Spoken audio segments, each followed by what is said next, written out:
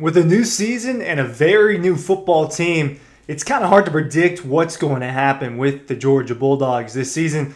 I'm going to try to predict a few players that I think are going to have big games on Saturday and the season opener. We're just a couple days away from some college football, from getting in Sanford Stadium and seeing the Georgia Bulldogs play.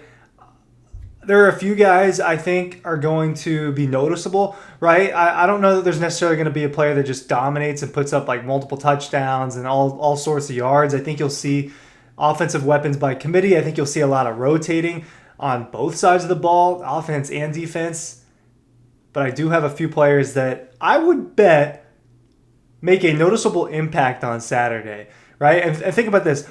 You're going to see some depth play in a game where Georgia should blow out Marshall, right? 39.5-point favorites. So you should see some second-teamers, some third-teamers get in there and get some significant snaps.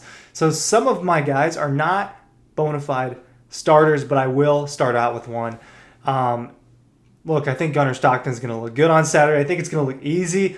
I think that while I don't believe he'll put up like 4 or 5 touchdowns, like Carson Beck did against Tennessee Tech last season, like Stetson Bennett did in 2021, early on in September against UAB. I don't think they're just going to air it out. But what I do think you see is just some clean football out of Gunnar Stockton. And I think that that's what Georgia fans probably want to see the most in this type of game. I think that explosion on offense certainly matters, and I think that they're going to mix it in. The emphasis of this football team is running the football right now, right? That's been the emphasis this offseason. At least they want to get better, and they want that to be a big part of the identity of the Georgia Bulldogs. But I think it starts with Gunnar Stockton. If you want to be an elite Georgia fan, it starts with signing up for the Dawg Post newsletter. Ryan Curley asking you to do that. Please do that. Barcode is down below. Take a picture of it, screenshot it, do what you need to do. But look, this Marshall team is probably not going to be good. And we know even less about Marshall. New coordinators, new coach, lots and lots of transfers on this football team. In some positions, transfer pretty much on their entire 3 deep. So it's difficult to make anything of the Thundering Herd, but what we are pretty sure about is Georgia's going to be a much more talented team, and they're probably going to overpower them. I think that Gunnar Stockton hits on a few explosive plays, throws a couple touchdowns, and I think it's just a pretty clean, good completion percentage game for Stockton and the Georgia Bulldogs. I think it's clean, and that leads into a guy that I think is going to score, right? So this is a little bit of a prediction. I think that Colby Young is going to be in on the action, and I think he's going to be very noticeable in this opening game.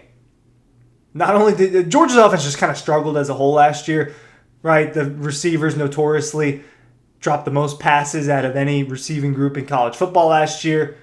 Well, they've got new receivers, and they've got some older receivers that they're mixing in. Colby Young is kind of new and old, played just a few games in a Georgia uniform last year before being suspended. Well, he's back.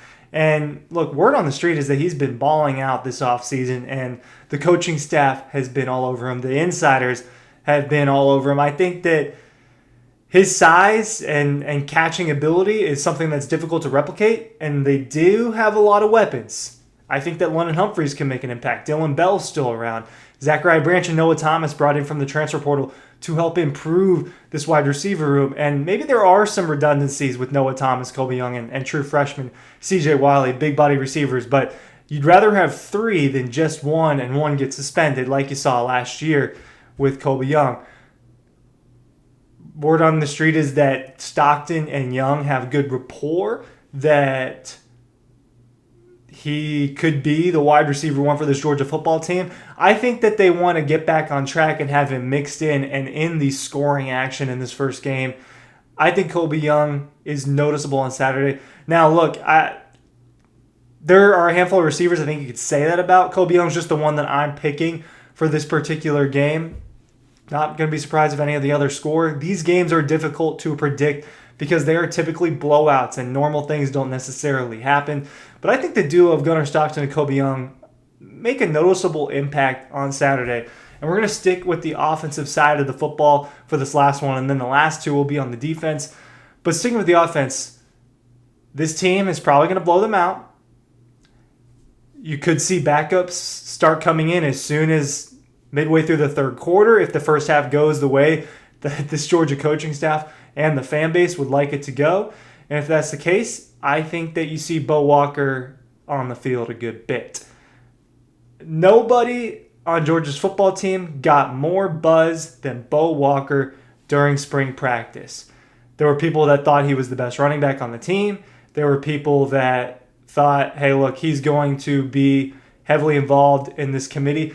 Kirby Smart called Georgia's running back room committee style the other day. So the people that expect Nate Frazier to get 20, 25 carries, I think that your expectations are probably off base. I don't think that's what's actually going to happen. I do think you see that he is the lead ball carrier, but there are going to be other guys that get touches. And by all accounts, Bo Walker has probably earned those touches over the course of the offseason. I thought he looked good at spring, right? This is a true freshman 3-star, right? You play the college football video game, maybe he's a 3-star gem, right? They do gems for guys that are probably going to be a little bit better than they're projected. Walker apparently took the momentum in the spring where he looked good to insiders at the scrimmages, and then he followed it up with a few nice, really good runs at G-Day. And then he follows that up with a pretty good fall camp where he continued to generate buzz. Georgia wants to run the football, and they want to emphasize that. You are going to see them try to run the football at an elite level on Saturday against Marshall, a team that it should be able to oversize and overpower. I think that they get up to a big score. I think that Nate Frazier starts getting phased out of the offense on Saturday. Not phased out of the offense for the season, but on Saturday. I think you see Bo Walker get some touches and make notice. I think that he's competing with Chauncey Bowens and Dwight Phillips Jr. for touches. I think that the combination of Roderick Robinson and Josh McCray is going to get some touches. Cash Jones is going to as well. But I don't know that all those guys are going to be playing in the second half. I think Bo Walker will be playing in the second half on Saturday.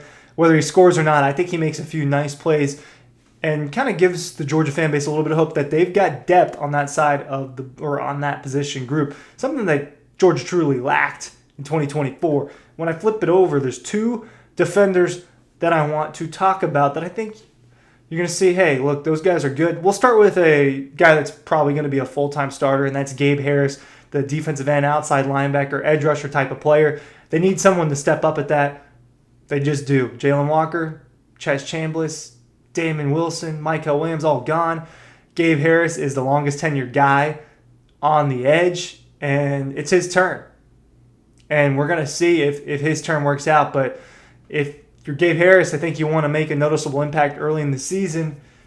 You just want to make an impact in general, right? I don't think that his job is in danger or anything, but there are a lot of really talented guys that played his position that are gone now. Even Tyrion Ingram-Dawkins, right? Gabe Harris has the size to play as a straight-up defensive lineman on the outside. I think it's go time for him. Year 3, Georgia needs edge rushing. All right, they need pressure off the edge. Ella Madozie, I think, is going to provide that as well. And the next guy I'm going to talk about, I think, is going to provide a little bit of that too. But Gabe Harris is someone that I think if you're Georgia, you really, really want to play well because of all that they're trying to replace at that spot.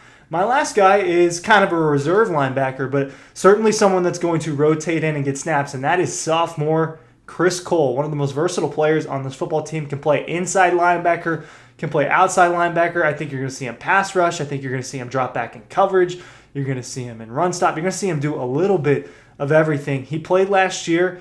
He mixed in some big games, right? That Texas game out in Austin.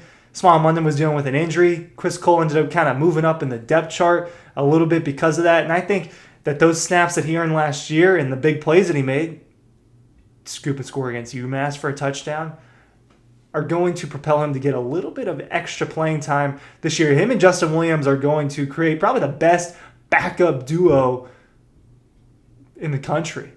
There's not many people that have 2 5-star linebackers as your reserves that are going to play. They're going to rotate in. I think Chris Cole, his versatility will be noticeable on Saturday, and he'll probably play more than he typically would in a huge game because you're going to see them rotate even more against Marshall. 5 guys I think could have big days on Saturday. Who knows though, right? Who knows with these big line type of games where Georgia's a 40-point favorite, but I think those are some guys that should stand out on Saturday in the season opener. Let's get back between the hedges. Newsletter down below. Sign up for it. Appreciate you watching.